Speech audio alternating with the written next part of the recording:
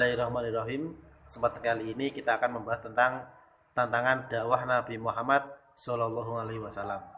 Setelah beberapa waktu yang lalu kita mempelajari tentang metode dakwah Nabi, yaitu secara sembunyi-sembunyi dan terang-terangan. Kali ini kita akan membahas tantangan dakwah Nabi Muhammad Shallallahu Alaihi Wasallam. Yang pertama adalah tantangan dari paman Nabi. Paman Nabi Muhammad SAW memiliki paman. Di sini tertera 3 ya. Yang pertama adalah Abu Jahal, Abu Lahab, dan yang ketiga adalah Abu Thalib. Abu Jahal dan Abu Lahab dia adalah penentang dakwah Nabi Muhammad SAW. Apalagi Abu Lahab dia sangat keras dalam menentangnya, sehingga sebagai teguran itu turunlah surat Al-Lahab yang dimana Allah mengutuk, Allah menghinakan Abu Lahab dalam surat tersebut. Sedangkan paman yang satu, Abu Thalib ini beliau membela Nabi Muhammad dan melindungi Nabi Muhammad daripada siksaan, cercaan, hinaan dari orang-orang kafir Quraisy. Yang kedua adalah dari penguasa Mekah. Suku Quraisy mereka berkumpul untuk merundingkan, membujuk Abu Thalib supaya memisahkan antara Nabi Muhammad dan Abu Thalib. Sehingga Abu Thalib diminta untuk membujuk Nabi Muhammad untuk menghentikan dakwahnya. Tetapi sungguh di luar dugaan, Nabi Muhammad jawabannya tidak akan menghentikan dakwah itu. Dengan begitu Abu Thalib pun juga kemudian sadar bahwa Nabi Muhammad adalah keponakannya, sehingga apa yang terjadi, Abu Thalib akan tetap mendukung Nabi Muhammad SAW. Yang ketiga adalah bujukan Walid bin Mughirah. Ketika bujukan pertama tidak berhasil, sehingga kaum kafir Quraisy mengirim Walid bin Mughirah dengan membawa Umarah bin Walid. Umarah bin Walid ini adalah seorang pemuda yang tampan, pemuda yang sangat baik parasnya, untuk kemudian ditukarkan oleh Abu Thalib dengan Nabi Muhammad. Jadi Umarah bin Walid ini diserahkan kepada Abu Thalib untuk dijadikan anak, sedangkan Abu Thalib itu menyerahkan Muhammad kepada kafir Quraisy seperti itu untuk dibunuh. Nah, ternyata jawaban Abu Thalib ini sangat menolak sekali, karena biar bagaimanapun Nabi Muhammad adalah keponakannya, tidak mungkin akan ditukar. Yang keempat, bujukan Utbah bin Rabi'ah. Utbah bin Rabi'ah ini diutus dari orang-orang kafir Quraisy, penguasa Mekah, untuk membujuk Nabi Muhammad supaya menghentikan dakwahnya. Dengan apa? Yaitu dengan menawarkan harta, menawarkan jabatan, menawarkan kesenangan dunia. Sehingga Utbah bin Rabi'ah ini menawarkan, wahai Muhammad, saya tawarkan kepadamu harta yang melimpah, jabatan yang tinggi, asalkan kamu berhenti berdakwah. Tetapi Nabi Muhammad SAW lagi-lagi menolak itu. Sekalipun matahari di tangan kanannya dan rembulan di tangan kirinya, artinya segala kekuasaan diraih oleh Nabi Muhammad tidak akan menghentikan dakwah itu. Yang kelima adalah siksaan terhadap Nabi Muhammad SAW.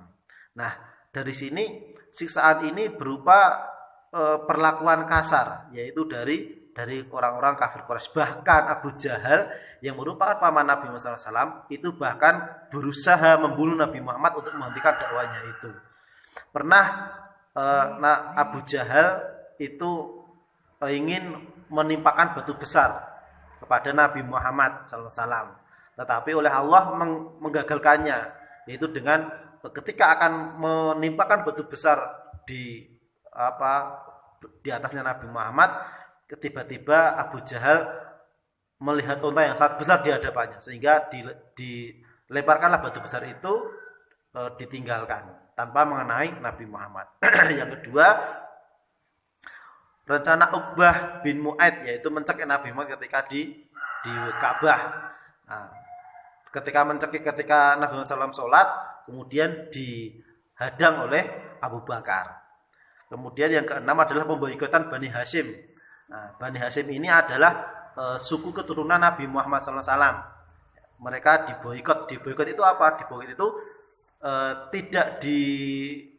tidak digunakan, tidak diajak bicara, tidak diajak perjanjian, tidak dianggap dan diasingkan. Itu pemboikotan, seperti pemboikotan. Nah, pemboikotan ini dilakukan oleh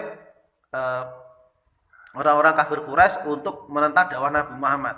Seluruh Bani Hashim itu diboikot, tidak boleh berbicara, tidak boleh mengadakan jual beli dengan Bani Hashim, tidak boleh mengadakan pertemuan dengan Bani Hashim dan seterusnya, tidak boleh. Kecuali Abu Lahab dan Abu Jahal, karena Abu Lahab dan Abu Jahal ini membela dan menerima pemboikotan itu. Di antara isi pemboikotan itu adalah tidak melakukan jual beli, tidak mengadakan pernikahan, dilarang berbicara, dilarang mengadakan perdamaian, dan tempat pengasingan dijaga ketat oleh orang-orang kafir Quraisy. Nah, dari situlah selama pemboikotan itu terjadi selama 3 tahun. 3 tahun, dan selama 3 tahun itu umat Islam merasa sangat-sangat kekurangan dalam hal kebutuhan. Nah, setelah itu tak berapa lama kemudian setelah pemboikotan itu Abu Thalib meninggal dunia. Setelah beberapa hari kemudian disusul oleh Khadijah istri Nabi juga meninggal dunia, wafat. Nah, tahun itu adalah tahun kesedihan bagi Nabi Muhammad karena pamannya yang sangat mencintainya, yang sangat menyayanginya, membelanya mati-matian itu meninggal. Sekaligus tidak dalam waktu lama istrinya yang sangat setia kepadanya, sangat mencintainya, membelanya, menerima dia padanya, menemani dalam berdakwah itu juga meninggal dunia. Nah, tahun itu disebut dengan Amul Huzn, yaitu tahun kesedihan, di